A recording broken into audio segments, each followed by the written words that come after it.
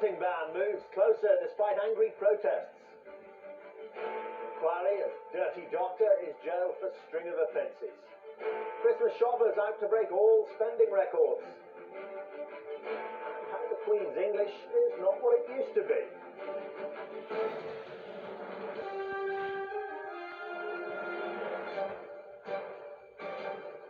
From ITN, the ITV Nightly News with Dermot Murnaghan.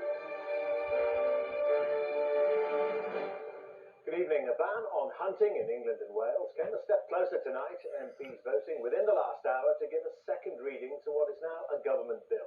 The majority was 215. There was a demonstration outside Parliament, and passions, as always on this subject, ran high in the debate as well. The Home Secretary, Jack Straw, disclosed that he personally was in favour not of an outright ban, but of licensed and regulated hunting. John Draper reports. It was the first ever government bill to ban hunting. Ayes to the right, 373, and noes to the left, 158. It was carried overwhelmingly, but this was just the first stage. It's got a long way to go. Earlier pro-hunting demonstrators had marched on Parliament, angry that after years of threats of a ban, this bill might actually really be the beginning of the end. For a while, traffic around Parliament Square was brought to a halt. The Prime Minister's car had to use a side entrance to the Palace of Westminster to get Mr Blair in for question time. Minor scuffles broke out, though police quickly restored order. Some made clear they'd be prepared to break any new law banning hunting. I will carry on for something for the rest of my life. I'm not going to give in. I think we should really give on their side and really give on our side, and then we'll all be able to go hunting, won't we? Inside the chamber, it was just as heated. Breeding foxes so that they can be hunted. It is about human pleasure. It's about the chase, and it's about the bloodlust and the kill. That's what it's all about. The Labour MP, whose private member's bill to ban hunting failed, supported the new measure. The chase is unnecessary, but it is the very essence of the sport that is associated with hunting. The chase causes the animal unnecessary suffering and is therefore by definition cruel. Those against a ban included some familiar faces. Now this is the wrong measure, at the wrong time, for the wrong reasons. And I say to honourable members opposite, it will be bitterly resented and it will be long remembered if the government forces this through. The Home Secretary upset many who want a ban by declaring himself for a compromise clause of regulating hunting. I shall vote for Clause 2, a scheme of regulation, and I shall vote against Clause 1, of regulation, and against Clause 3, an outright ban. Tonight's vote will not overlap within the ban on hunting, but it is getting closer.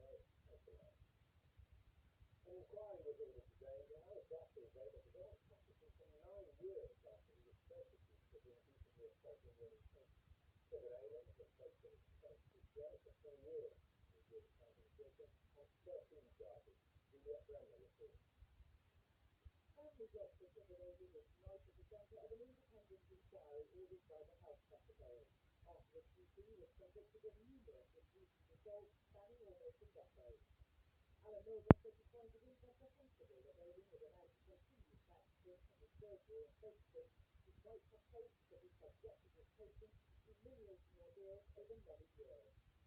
Sentencing hearing Judge David Scott said you aren't being a dirty doctor. You held your patients in contempt. What you did was wicked. These were vulnerable people who came to you for help, and you used them for your own sexual gratification. The court heard that many of the women were still traumatized by their experiences. It's a wicked man, calculated man, who knew all these things. He's an experienced doctor.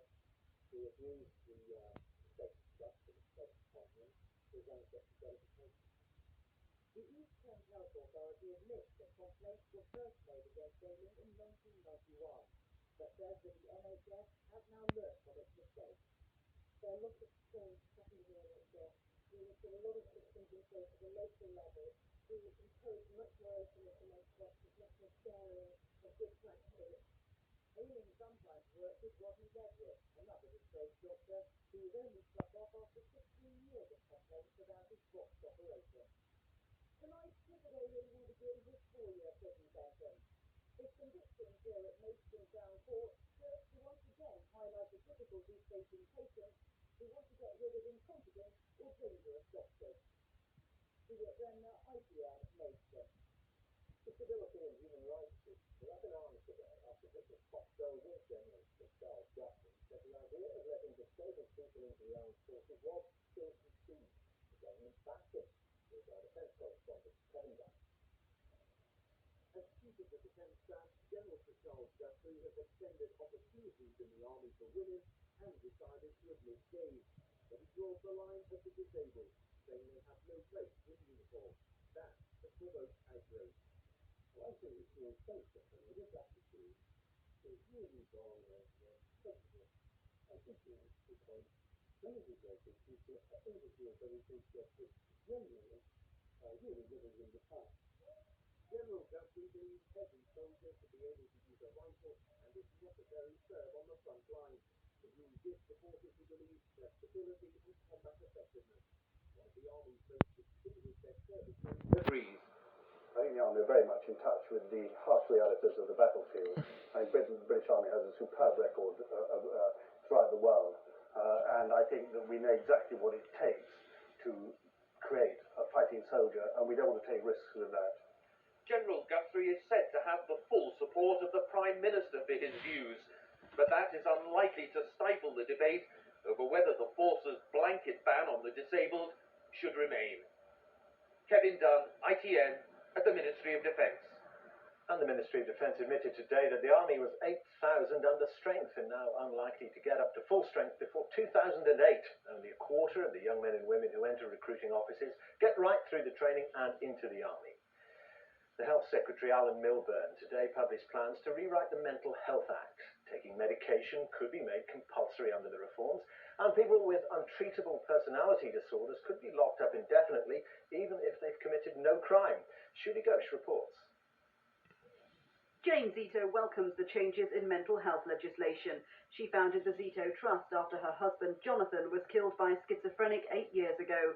She says the reforms will mean greater protection for the public. If the legislation is enforced, patients such as Christopher Cluse, who killed my husband, the legislation will protect his needs once he's in the community. He will not be allowed to deteriorate to the point where he's a risk to himself or other people. The White Paper is billed as the biggest shake-up in mental health in 4 decades. It will introduce compulsory treatment, forcing patients to take medication or face detention. People who suffer from severe personality disorders will be detained indefinitely if they're considered a danger to the public. And there'll be a new commission on mental health to protect patients' rights. Pressure to deal with high-risk mental disorders came after Michael Stone was convicted of murder. A loophole meant Stone remained free until he broke the law. The government says patients' rights will be safeguarded, but those with mental illness are concerned. There is sectioning at the moment where people take him into hospital and sectioned against their will, but to have it in the community where people feel that they're safe at the moment, I think will just destroy any trust.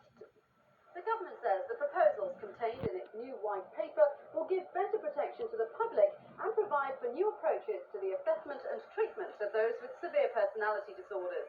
It now has to convince MPs that its provisions comply fully with the Human Rights Act.